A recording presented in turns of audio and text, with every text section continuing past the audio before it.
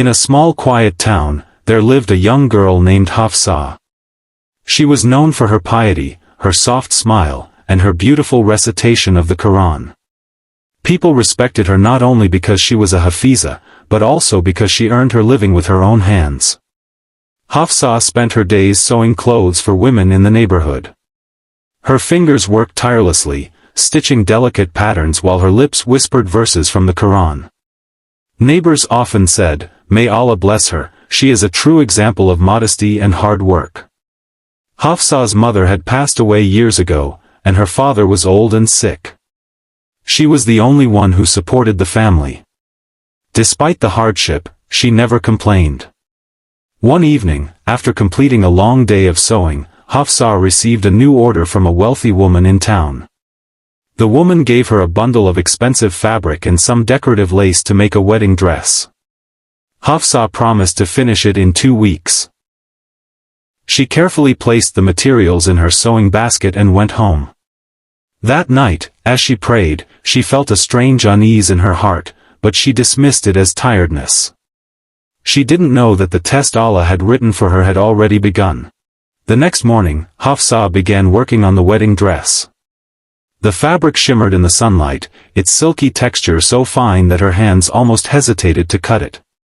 The lace was delicate, adorned with tiny golden threads. As she measured and marked, she noticed something unusual. Hidden inside the folds of the fabric was a small velvet pouch. Curious, she opened it. Inside lay a beautiful gold necklace, studded with small diamonds. It sparkled in a way she had never seen before. Hafsa's breath caught in her throat. This must belong to the wealthy woman, maybe she put it here by mistake, she whispered to herself. For a moment, a dangerous thought crept into her mind, no one saw this. I could keep it. It was enough to pay for her father's treatment, to buy food for months, and even replace her old sewing machine. She shook her head quickly, Astaghfirullah, this is not mine. But as the day went on, the temptation kept returning. Every time she glanced at the pouch, a whisper seemed to rise from the corners of the room, Allah will understand, you are poor, this is your chance. She pushed the thought away again and again, yet the whisper grew stronger. By evening, Hafsa decided to put the necklace back inside the fabric and return it with the dress. But when she touched it again, she felt her heart beating fast. This time, the whisper was louder, just keep it for a few days, no one will notice. She placed it inside her cupboard, locking it away.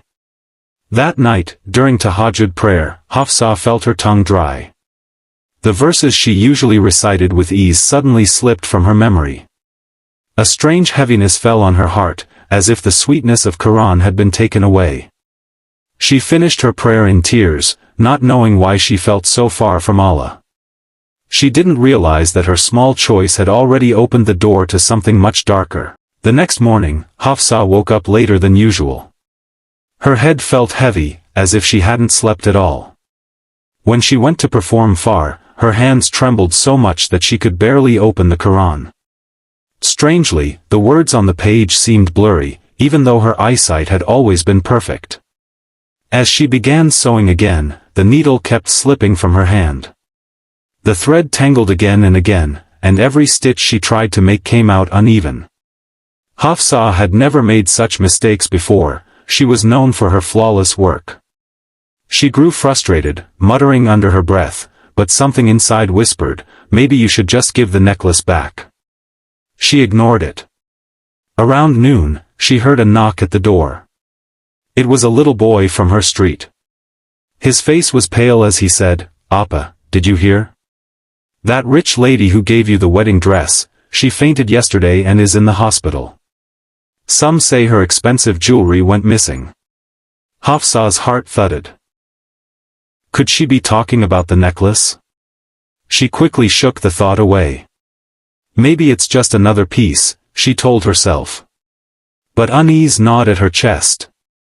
Later that evening, her father called out for her. Beta. I had a strange dream last night.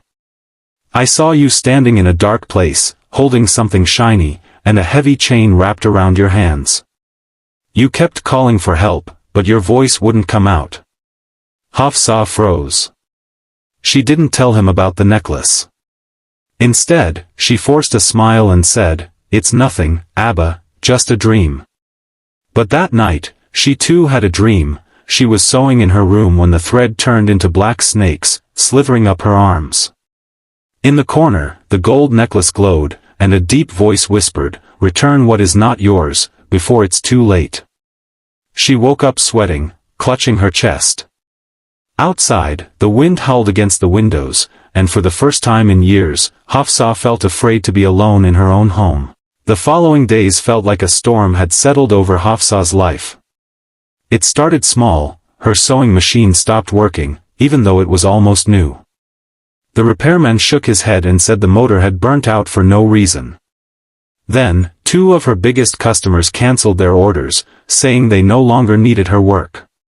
Hafsa told herself it was just bad luck, but deep down, the weight of the gold necklace in her drawer felt heavier than ever. Every time she tried to ignore it, her mind returned to the dream, to the snakes, and to the voice warning her. One evening, she was reciting Quran when she stumbled over a verse she had memorized years ago. No matter how many times she tried, the words wouldn't come out. Her heart raced. She was a Hafiza of Quran. Forgetting verses so suddenly was unthinkable. Tears welled in her eyes, but she told herself, "I'm just tired." That night, things became worse. As she was sewing by the dim light of her lamp, the room suddenly felt cold. She heard soft footsteps behind her, but when she turned, no one was there. Her hands began trembling uncontrollably, and the needle pricked her finger. A drop of blood fell onto the fabric, leaving a dark stain she couldn't wash out. Suddenly, a loud crash echoed from her cupboard. She jumped up and opened it. The box with the necklace had fallen onto the floor, its lid wide open. The necklace lay there, glinting in the low light, almost as if it were mocking her. In that moment, Hafsa's heart pounded so hard she could hear it in her ears. She whispered, "Ya Allah, what is happening to me?" But no answer came, only the sound of the wind pressing against the windows. The next morning, her father found her sitting quietly in the corner, pale and restless. He placed his hand on her shoulder and said, "Beta, sometimes Allah gives us small warnings before a big punishment. If we ignore them, the storm that comes next can destroy everything." Hafsa's lips trembled. For the first time, she wondered if the necklace wasn't just a piece of gold, but a test she was dangerously close to failing. Hafsa woke up to a strange silence that morning.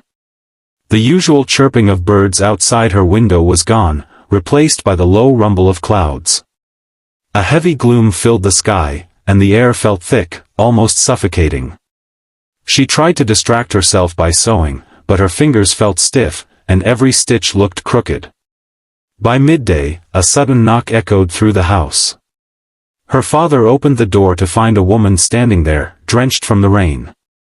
She was the sister of the shop owner who had given Hafsa the extra gold necklace by mistake. The woman's face was pale and her eyes swollen from crying. She said her brother had been in an accident the night before. His shop was robbed, his savings gone, and now he lay in the hospital, fighting for his life. "We don't know why this is happening to us," she sobbed. "It feels like Allah is angry with us." Hafsa's hands turned cold.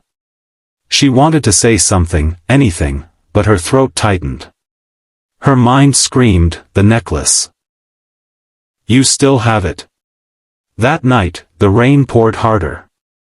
Hafsa lay in bed, unable to sleep, when she heard a sound, faint at first, then louder. It was the clinking of metal, coming from the cupboard. She sat up, her breath shaky. The necklace box was moving on its own, inching towards the edge of the shelf.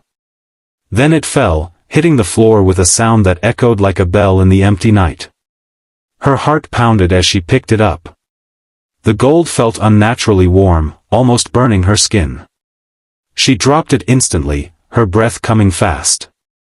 The words of her father returned to her mind, small warnings before a big punishment. Suddenly, a sharp pain shot through her chest. She gasped, clutching at her heart, the room spinning around her. She fell to her knees, tears blurring her vision.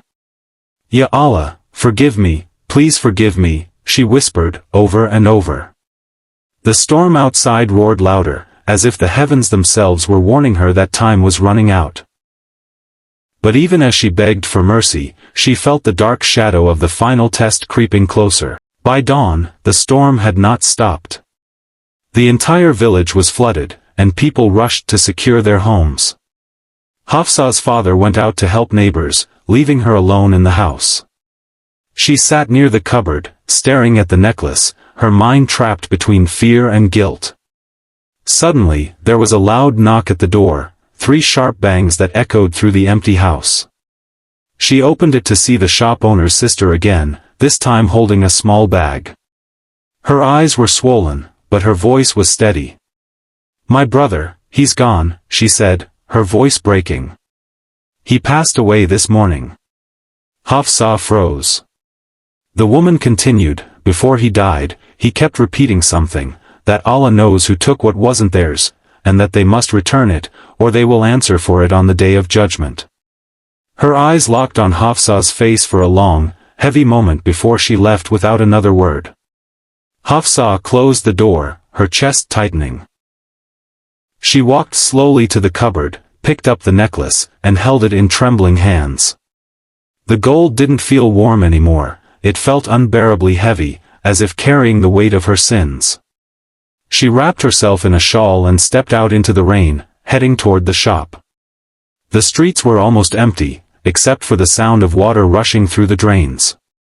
When she reached the shop, she placed the necklace on the doorstep, her tears mixing with the rain. But as she turned to leave, a deafening crack ripped through the air. Lightning struck a nearby pole, and the force knocked her to the ground. The world spun as darkness closed in around her. In those final seconds, she felt the cold rain on her face and heard the echo of her own voice whispering, "I should have returned it earlier." When the villagers found her, she was lying peacefully, the storm slowly clearing above. Some said it was a tragic accident. Others whispered that it was Allah's judgment, a warning to all who would take what was not theirs.